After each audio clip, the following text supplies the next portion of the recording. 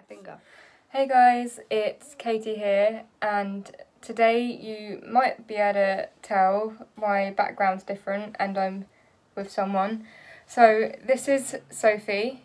She's got the same condition as me, which is Sturge Weber Syndrome. And today we were going to do a part 1 of living with Sturge Weber as young adults and also what it was like growing up. Because for us, having Sturge Weber is the only thing that we've ever known, annoyingly. Yeah, that's what brings us together, really, isn't That's it? what's made us close. Me and yeah. Sophie, I first met Sophie, oh gosh. Well, no, but we've known each other since we was young, like when we were kind of born, because we went to the charity weekend together. I'm 2 years older than you. All right, so yeah. I met, so obviously me and Katie. I don't know how, like, I think our mums have told us that and stuff, but I think, didn't we used to play and stuff? We used to play all together. And stuff, and then now we've got, and then as the years have gone on, we've gone a lot closer, like, to the fact that, like, you know, we talk. We are literally, when it comes to the family weekends, okay, we might not spend all the time together, but we FaceTime a lot when we're not together. As you can tell, I'm not at home. Yeah. I'm staying at Sophie's for a few days. Because obviously I live in London and Kate lives in Brighton, so it's like quite long distance. But we always find a way, and it's just like I think lockdown, because we were close anyway, but lockdown has definitely brought us closer, because obviously I've been busy with other stuff, but now lockdown's happened, I have free time, I'm not doing anything, so it's kind of just given me, and obviously, so we're... Yeah, so I think for us, me and Sophie, we were brought up together, and I think, it's important that friendships stay alive. I think definitely lockdown has brought us closer together. We FaceTime constantly. I'm surprised we don't get bored of each other. But I just think it's important that, as young adults living with a condition that is so rare, that, there's not much awareness. And as a lot of you subscribers know, I've been doing a big charity walk. It's been all over the news. So this is the other reason I've not really uploaded for the last 2 months, because I've been busy, I've been really poorly. So it's been difficult. I've been walking a lot, which is really unlike me. So this coming up to London and seeing Sophie has really helped build a bit more happiness for me.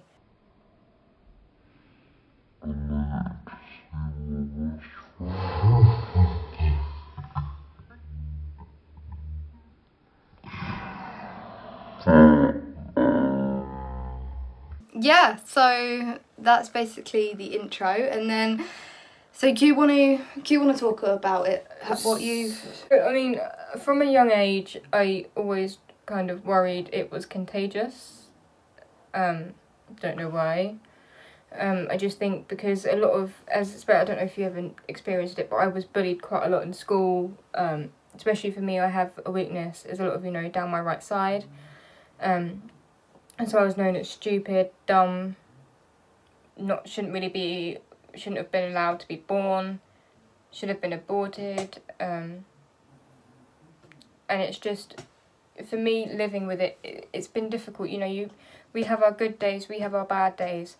But with Sturge Weber, it's what we have to live with daily. Thankfully for me, I don't have the seizures, I don't have the struggles.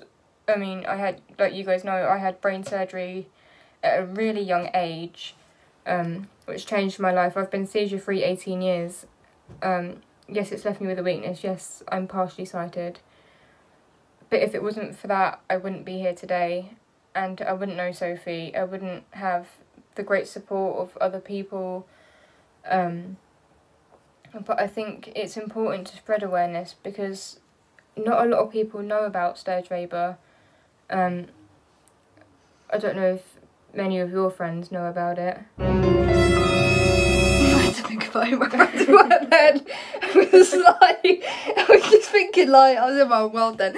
No, I don't. No, not many people, because obviously I do have the Sturge Weber, but I didn't have like brain surgery what Katie has, so I still live with the epilepsy and the seizures, but I don't have them because as much, because I've got medication to control them.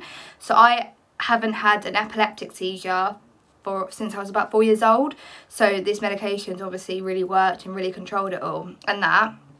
And so that it doesn't really, it affects me in different ways. So when you think of epilepsy and stuff, you think that, oh, it's seizures and stuff like that. It's not just about seizures. Sturge Weber is about... It's different. It's like, because it's abnormality on your brain and stuff, and it's like, well, of course you said about learning difficulties and stuff like that. So that's what brings me and Katie like closer, because we go through the same thing. We've been through it, we go through it. I think because we're like, okay, Sophie's 2 years older than me, but because we're so close in age, it makes it easier for us to communicate together, because we, we're like 2 years different, but it makes it easier for us because we can compare struggles, whereas with younger children you can't really do that. You know, sadly they go through the battles as we pass them and complete them, and I think for us it's important to,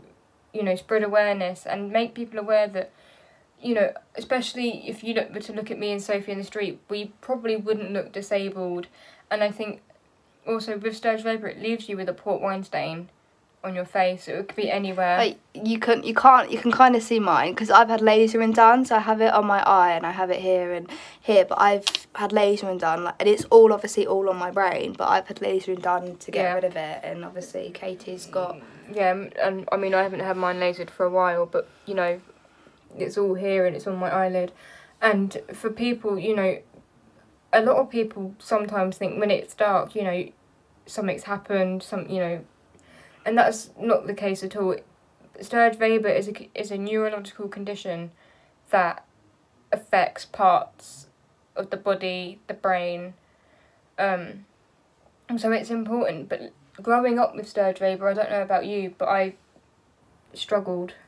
Yeah, because like it's not just obviously the Sturge Weber, it's the, like you said, with the body and that, and the what's it called, the visual difference, like obviously because we both had the birthmarks, and because the birthmark is what is it, abnormal blood vessels in here, so it's when vessels that haven't properly formed. Yeah, so when you have the lasering done, that kills the blood vessels and stops them being aggravated basically. But because it's always going to be aggravated, it'll just keep coming back. It will never go. It won't go away at all. It'll be there for the rest of your life. But the more lasering you have, the more less likely it'll be visible and that. But yeah, and then it's just stuff like we both got bullied in school, really, because I got told to kill myself. Yeah, like it's just you just get some people there that are just really nasty. I think for us, because we, I don't like to use the word normal. Yeah. But because we look, like every other people, we don't look like we're disabled. We get treated differently because, a lot of people assume that if you're disabled, you've got like wheelchairs, what else? Or like a stick.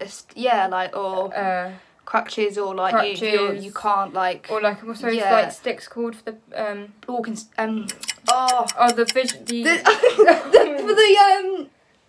visually impaired sticks, isn't it? Yeah, the visually impaired sticks. I can't think what they're called. Guide dogs. Yeah. And at the end of the day, and a lot of people, when I've mentioned this before, have, said to me, well, that isn't right.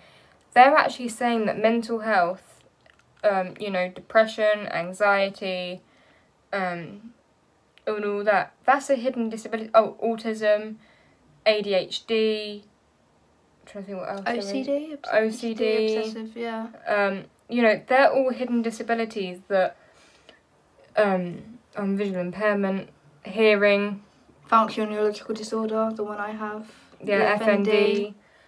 You don't see those in people, And I think, you know, growing up, especially because I didn't look like I had a disability, you know, even now I could be travelling to college and I get asked why I'm sitting in a priority seat. I've been asked to explain myself. I've been asked to prove myself. And at the end of the day, you know, as I've got older with Sturge Weber, I feel I have coped better with it. I don't know about if you have, but I definitely feel that as I've got older, I've definitely been able to... The sad thing is that it's like people with hidden disabilities, it's like you have to be approved in a way, like when people so that obviously for me, I also have the functional neurological disorder, which causes me to have seizures, but they're non-epileptic seizures. They're not epileptic, so I have them, and then I also have weakness in my leg. So there's loads of different things that go on in my body, and I sit down in like you said, the priority seats and that, and people like to me, you should really stand up because someone, you know, stuff. You get all these, but it's like you have to say no. Look, but you shouldn't have to do that. And it's horrible to. And I think as well that not to judge, and I'm not discriminating anybody. And if any of this does upset anyone that watches this, I'm sorry. But a lot of it is the elderly. And, I mean, some, you know, you get, like, mums with, like, buggies and... Yeah. And, you know, if you don't know the person, you know, you could just say, oh, is there a reason you're sat in this seat? And I'd be like, yeah. I mean, I have a badge that I carry on the back of my college badge, and it says priority seat required. And I show that to the people that, you know, that look at me weirdly. And especially with Sturge Weber as well, like, having a weakness, and Sophie, you probably know this with the FND, you get tired so much more easily. And, I mean, like I've said before, you know, this big walk I'm doing, I've done over 60 miles on my own, and that's without a splint. That's, you know, I do that because I'm doing something to help with Sturge Weber. And I think, you know, to raise awareness is such an important thing. And growing up, you know, I think, like, what do you call it, like, reception and, like, year one, year two, it didn't affect me as much because I didn't care what people thought. And then going into, like, year 3 to, like, year 6, it didn't affect me as much because you're with, like, you know, like, not young people, but you still don't care. But I especially noticed a difference when I was in year 7 to year 11, and especially going up to college. I think it hit me more when I was in year 9, how much, you know, I'm, even to this day, Sophie will kill me for saying this, I get so self-conscious about my birthmark, about my arm, because people have just taken the mick out of me for it. And then, you know, that causes more bullying. And for me, having Sturge Weber isn't, you know, at the end of the day, you have it your whole life. I think the scariest thing is obviously, I don't know if you know, but our Sturge Weber friend Maeve, you probably mentioned it on your channel, haven't you? I've done several videos on that. Yeah. So she obviously died from that's the scariest part. You could one day be really, really, like, she died. She wasn't really healthy like us, but she was capable of doing things, and then she suffered really badly from seizures. They were like more like drop down seizures. Yeah. Her birthmark was basically all over her body. Yeah, it was big. That's why we're lucky, because we only have it on a small part. And you know, we are quite. I mean, as a Sturge Weber, what we call our Sturge Weber family. Obviously, there's families and there's other like charities around the world that support their families, and you know, some people think. I mean, I don't know about you, but especially after Maeve died, I had that fear of dying, because although I don't have the seizures, I mean, Maeve sadly fell down the stairs. Yeah, she had a seizure, didn't she? She had a seizure at the top of the stairs, and she fell down the stairs, and that's what sadly killed her. Yeah. We don't know whether it was the fall or the seizure that actually did it, but I think at the time we were lucky because when we both found out she'd passed away, we were actually together, weren't we? Yeah, I can remember that day so clear. I think we were coming back. I'm sure we were coming back from the cinema. Not Dumbo the time, but the time before that. I'm sure we went to cinema to see something. But I think we went. We went to the cinema and we went. I think we went bowling. And then that was it. Yeah. And then we went on the way back. I said to you, I turned to Sophie and went, Maeve's died. And you went, you what? And I showed her the post, and I'd noticed that obviously, because I found out over social media, obviously I kept scrolling through and loads of people had put things. Yeah. And then I phoned my mum, and my mum was like, I don't believe you. And I said, you need to go onto social media and have a look.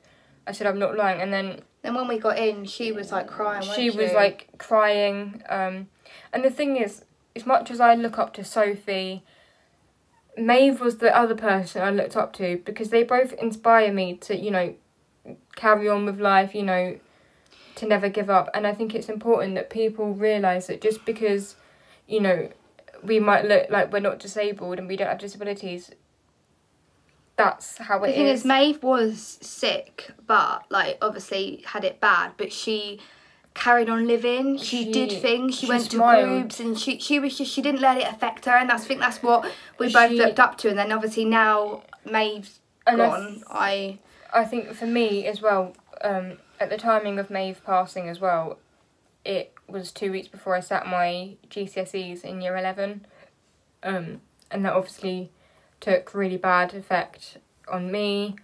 I remember it so clearly finding out because she died 2 weeks before I sat the exams, and then her funeral was in the middle of 2 English exams, and I remember having a massive panic attack the day after.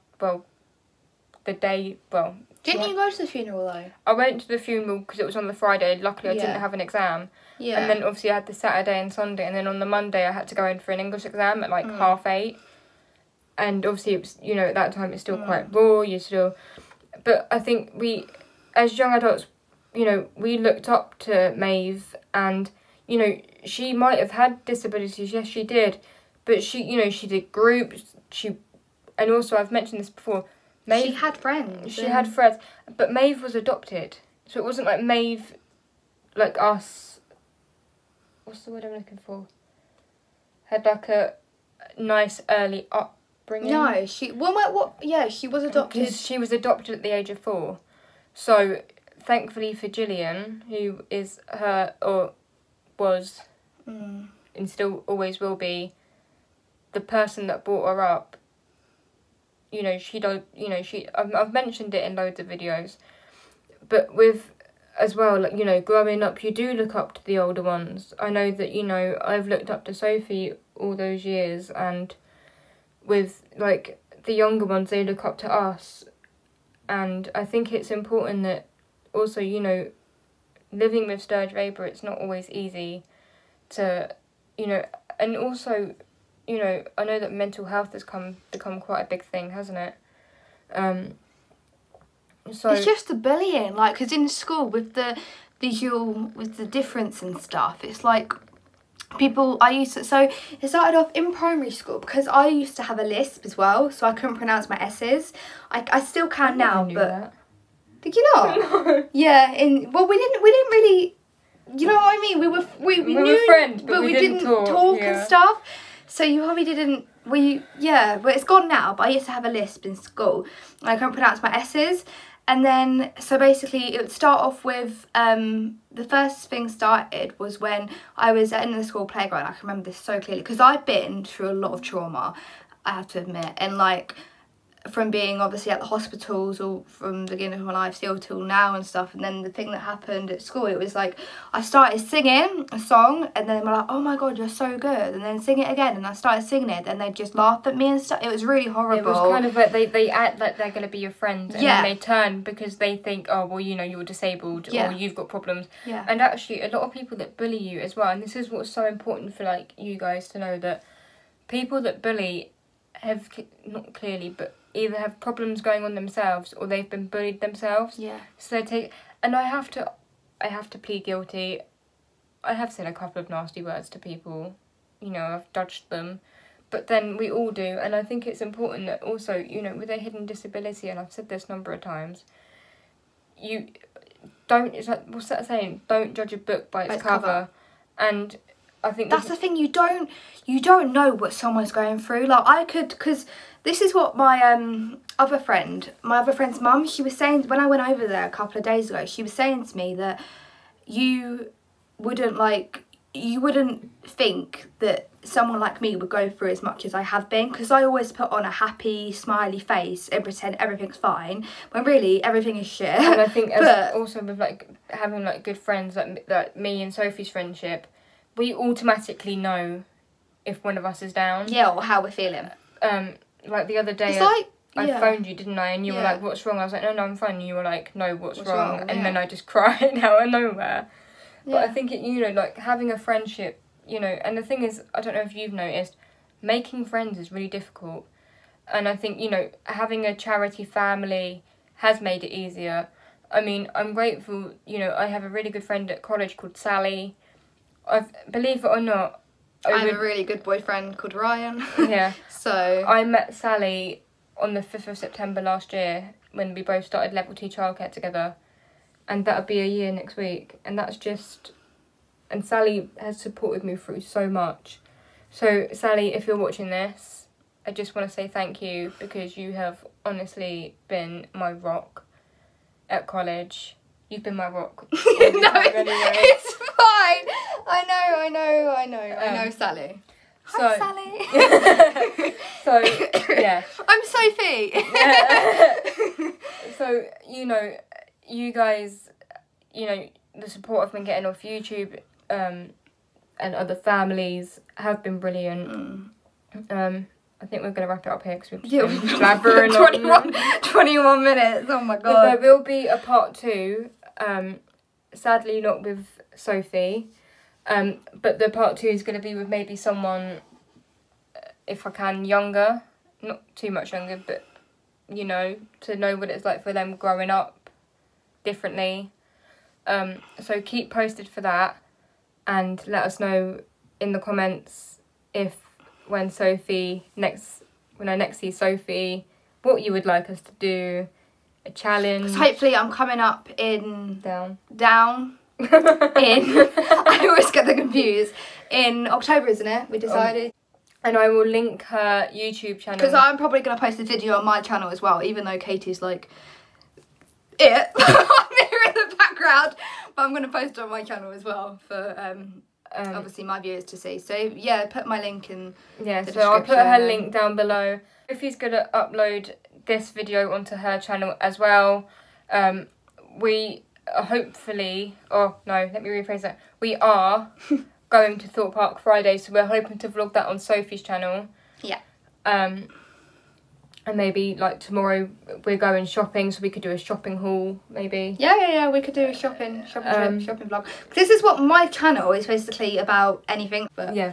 Sorry, I didn't mean to knee you in the elbow. It's fine. So we're going to wrap it up here. Thank you for making the time to watch this video of us just giggling as per usual. But yeah, don't forget to give us a like, comment and subscribe, and don't forget to turn the notification bell on. Yeah, that's very important. So, alright then, thanks guys. Alright, bye.